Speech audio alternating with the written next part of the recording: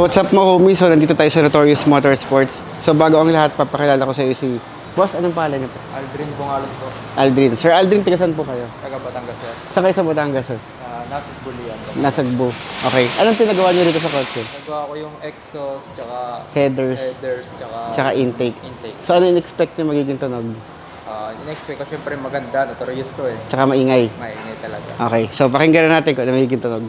So what's up mga homie? So ito na yung ginawa natin. So nilagyan natin siya ng dual spoon muffler. Ayan, kung makikita nyo. Naka-dual spoon muffler siya. Tapos naka-Y-pipe. So kung papansin nyo dito, symmetrical yan. Pantay yung pinaka-Y-pipe niya. Tapos resonator. 304 stainless yan. Tapos ito yung pinaka-exhaust niya. 2 inches pag FD na 1.8. Tapos ilagyan natin siya ng flexible pipe. Kasi tinanggal na rin natin yung catalytic converter niya. Para umingay yung kotse niya, bumilis, at syempre tumipid. So ngayon, pakinggan natin kung ano magiging tunog niya. So what's up mo homie? So ito yung complete package na ginawa natin. So nilagyan natin siya ng weapon R headers. Tapos nilagyan natin siya ng pinaka-air intake. So Datatec filter yung nakakabit. So ngayon, pakinggan natin kung ano magiging tunog niya.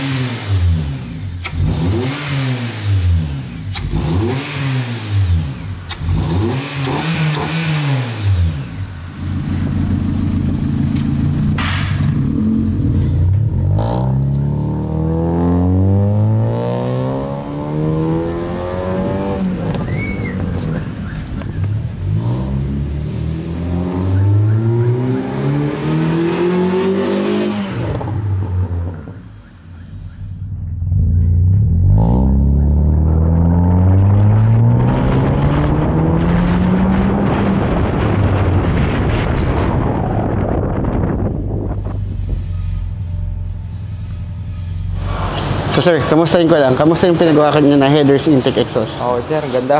Malakas tumunog. Yung hatak, kamusta? Solid talaga. Mas lumakas yung batak. Sige sir. So salamat po.